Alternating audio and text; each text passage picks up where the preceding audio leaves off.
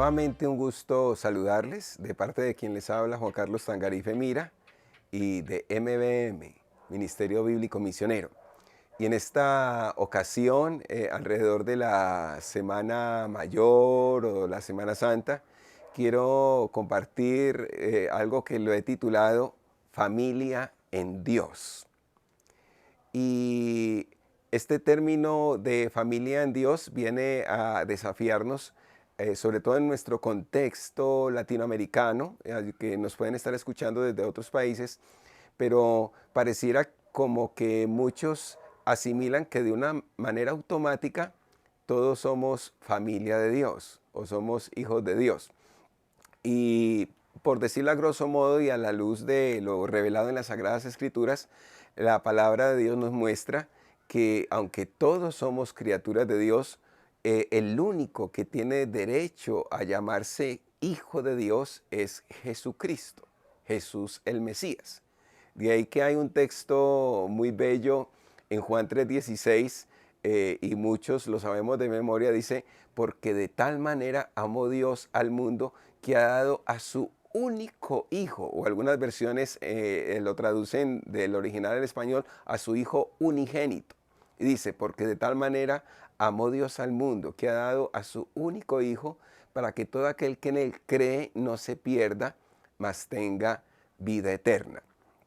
Y esta parte de creer en Jesucristo tiene relación directa con el hecho de si se es o no se es hijo de Dios. Un texto que tenemos muy especial de las Sagradas Escrituras revelado por el apóstol Juan se encuentra al principio de precisamente este evangelio, y quiero leerlo en Juan capítulo 1. Y allí en las Escrituras muestra que Jesús el Mesías se reveló en un pueblo, en una raza.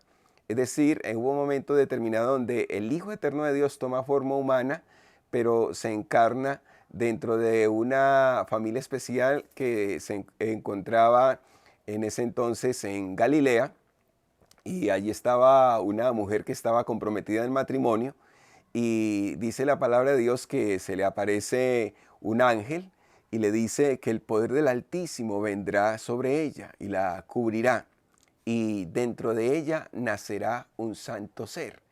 Y claro, esta joven, allí todavía no casada, pero comprometida en el matrimonio, dice, pero ¿cómo será esto si no conozco varón? Y esta palabra conocer tiene la implicación de ella ser sincera, no estoy cansada, no estoy casada, perdón, no he tenido relación con un varón, ¿cómo va a ser esto, cierto? Y entonces dice que el ángel le especifica que el poder del Altísimo vendrá sobre ella. Y por eso será llamado este ser que se formará dentro de su cuerpo Hijo del Altísimo. Hijo del Altísimo. Y llamarás su nombre Jesús. Y la palabra Jesús es una palabra que implica el ser Salvador, el Salvador. Si nosotros podríamos decir, en vez de decir Jesús, bueno, el nombre podría ser tranquilamente Salvador.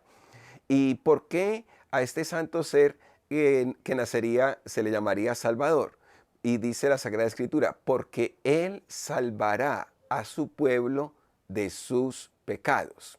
Ahora, en el momento en que el ángel anuncia esto, el pueblo de Israel está bajo el dominio del Imperio Romano. Sin embargo, la Sagrada Escritura muestra que hay un imperio peor que ese imperio que existió en algún momento de la historia, que era el Imperio Romano, y es el imperio del pecado. Y entonces dice la Sagrada Escritura, Él se llamará Jesús porque Él salvará a su pueblo de sus pecados. Ya después María va viéndose como evidentemente su embarazo. Esto llega a oídos de su comprometido José, y él queda descorazonado y entonces decide secretamente dejarla. Esto no funcionó para nada, y en un momento donde él, tal vez cansado de estar pensando en todo lo que había ocurrido, tal vez meditando con quién María le había sido infiel, él se duerme.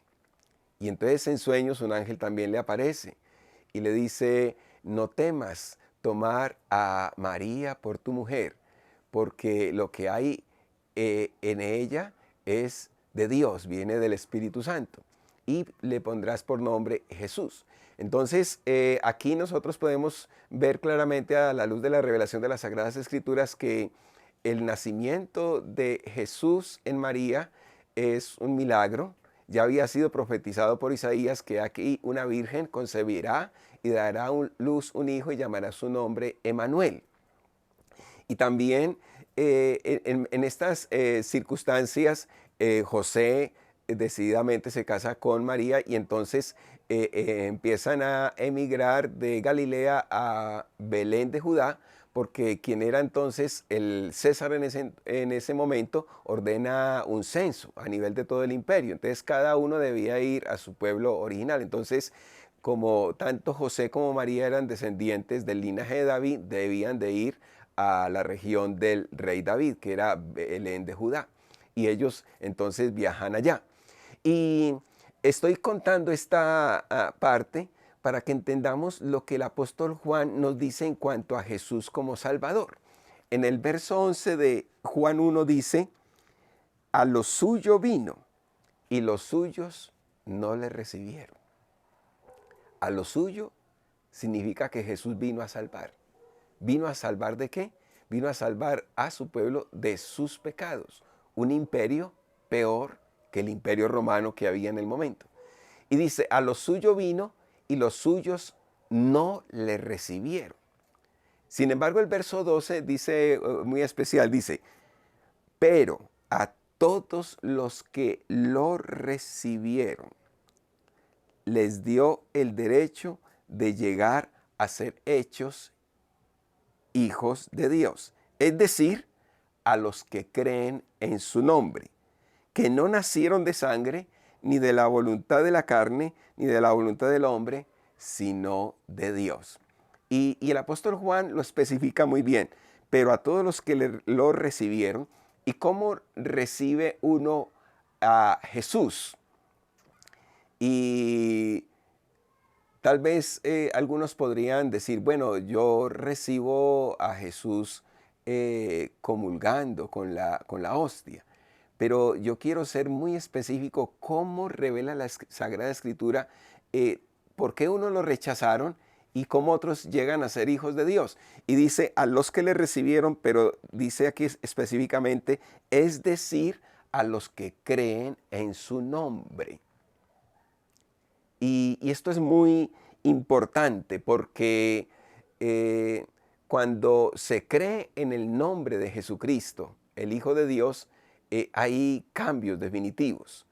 Y si estos cambios no se evidencian, podríamos decir que todavía no ha sido depositada esa fe en Jesús. Y entonces, vuelvo y lo repito, pero a todos los que le recibieron les dio el derecho de llegar a ser hijos de Dios. Ahora, ¿cómo podemos entender esto de llegar a ser hechos? Y lo primero que nos está mostrando la Sagrada Escritura es que quien realmente tiene el poder de hacer a alguien hijo de Dios es Dios mismo. Nosotros no nos podemos hacer hijos de Dios. Es Dios quien nos hace hijos. Pero ¿cómo nos hace hijos? Y entonces ahí es donde el apóstol Pablo también da una revelación tremenda y me gusta lo que él nos revela a través de las Sagradas Escrituras y lo podemos leer en Efesios capítulo 1, versículo 5. Efesios 1, 5 dice, nos predestinó para adopción como hijos para sí, y dice, mediante Jesucristo, conforme a la buena intención de su voluntad, para alabanza de su gloria, de su gracia, que gratuitamente ha impartido sobre nosotros en el amado. Nos predestinó para adopción como hijos para sí, mediante Jesucristo. El apóstol Pablo toca un término legal que era conocido en el momento del Imperio Romano y habla de la adopción. Y me gusta mucho este término porque cuando se va a adoptar a un bebé, la adopción de ese bebé no depende del bebé, No podemos decir, ay, no es que el bebé desea tanto que lo adopte este papá o esta mamá. Un bebé no puede tomar esa decisión. Un bebé está, para la adopción, está sujeto a la buena voluntad de alguien que decide tomarlo como su hijo. Y el apóstol Pablo está revelando que es precisamente la buena voluntad de Dios la que ha tomado la decisión de hacer de los seres humanos sus hijos. Como no son sus hijos realmente, tiene que venir por adopción. Tiene que haber un contrato, él toma esa buena voluntad para con el ser humano. Pero esa adopción, ese trámite legal de llegar a ser hechos de hijos de Dios por adopción, lo dice muy claramente el apóstol Pablo, dice, mediante Jesucristo. Y ahí es donde entendemos nosotros cuando Jesús en algún momento que le dicen sus discípulos, muéstranos el camino al Padre. Y Jesús les dice, tanto tiempo han estado conmigo y no conocen el camino al Padre. Yo soy el camino, yo soy la verdad, yo soy la vida. Nadie viene al Padre si no es por mí. Y en esta ocasión que estoy compartiendo sobre familia en Dios, ¿cómo llegamos a ser familia en Dios? Cuando nosotros aceptamos esa invitación de ser adoptados a través de Jesucristo. Y por eso leí ese texto tan especial de Juan 3:16, porque de tal manera amó Dios al mundo que ha dado a su único Hijo para que todo aquel que en Él cree no se pierda, mas tenga vida eterna. Y miren la condición que revela el apóstol Juan, hay que creer. Tal vez algunos también me podrían interpelar y decir, bueno, pero yo no necesito eso porque a mí pequeñito en mi religión me bautizaron y en ese bautismo me dijeron que ahí me hacían hijo de Dios. Y en varias confesiones tienen este ritual de que a través de un bautismo de infantes se le garantiza a las personas que llegan a ser hijos de Dios. Pero eso no lo es lo que revela las Escrituras. Las Escrituras revelan algo muy tremendo. En la época de Jesucristo, quien creía en Él, efectivamente, inmediatamente se bautizaba como un ejemplo externo de que estaba dispuesto a un cambio de vida, ¿cierto? Y era el bautismo en agua e inmersión, sepultaba esa vida que había llevado antes sin Dios, sin arrepentimiento, pero resucitaba una nueva vida en Jesús, el Hijo de Dios. Y el Marcos, al final del Evangelio, escribe, el que creyere y fuere bautizado será salvo, mas el que no cree ha sido condenado. Y no dice más el que no cree y no ha sido bautizado, no, sí dice más el que no cree, porque era lógico que quien creía se hacía bautizar.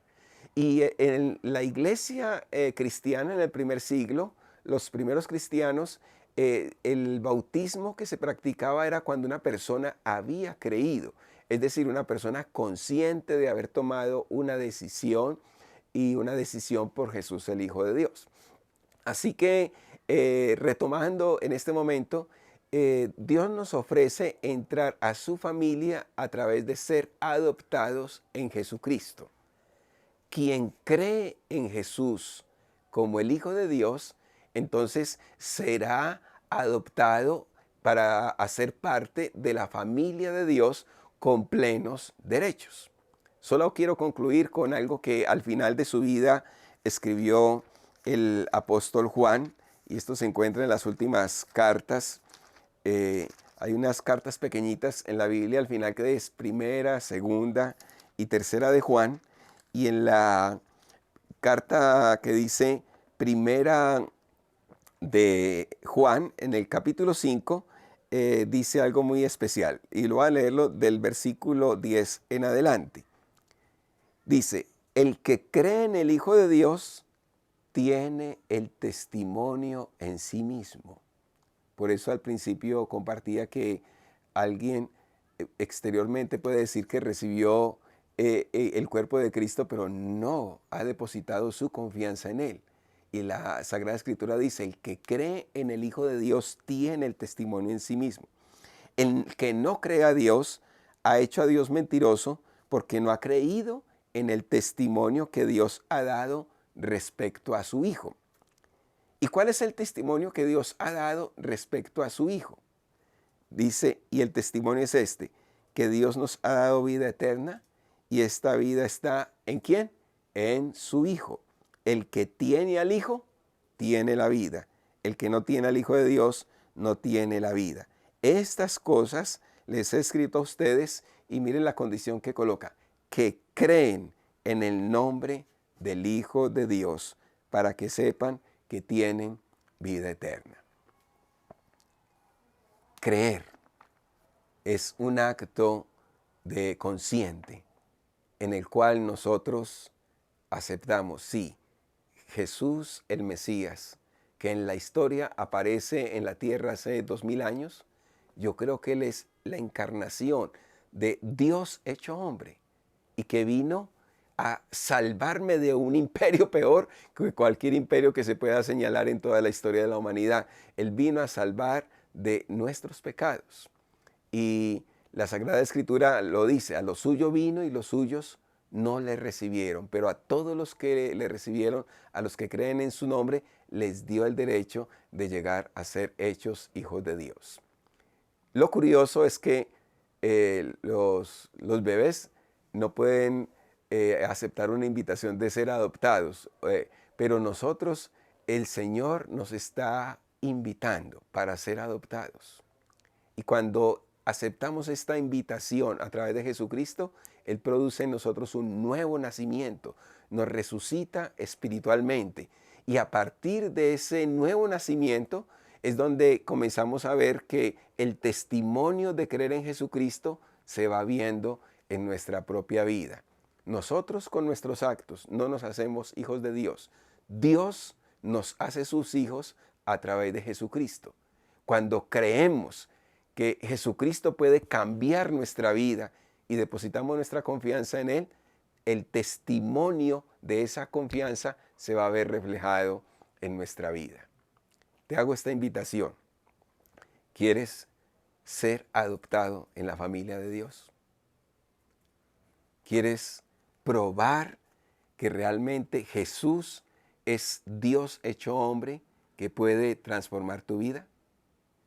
Si quieres arriesgarte, te invito a hacer una oración conmigo donde en este mismo instante tú te arriesgas a lo más trascendental, permitir que tú seas tomado como parte de la familia de Dios, adoptado en la familia de Dios. Ora conmigo en este momento de esta manera. Padre eterno, jamás por mis propios medios podría ganarme el derecho de ser tu hijo. Pero hoy confío que a través de tu Hijo Jesucristo, tú puedes adoptarme como tu hijo en tu familia y ser parte de la familia en Dios. Hoy pido me des este nuevo nacimiento. Resucítame espiritualmente.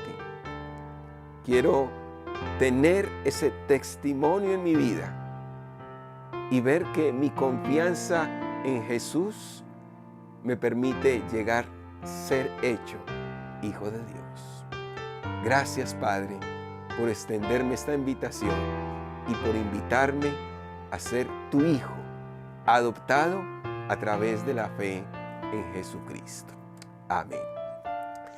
Eterno Rey, te doy gracias por cada persona que en este acto sencillo, pero profundo y significativo, ha tomado la decisión de permitir que tú le adoptes en la familia de Dios y ser hecho hijo tuyo a través de la fe en Jesucristo. En esta hora sea tu bendición permite que experimente este nuevo nacimiento y que ahora mismo sea escrito su nombre en el libro de la vida. Amén, Señor.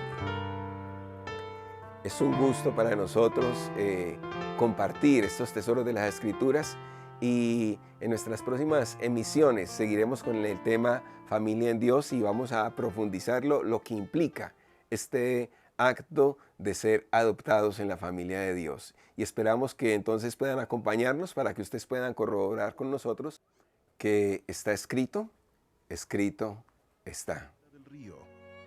Con la dirección de Juan Carlos Tangarife Mira, te invitamos a ser parte de nuestras pasiones, nuestra familia, la música y los tesoros de las Escrituras bíblicas. Y todo porque está escrito.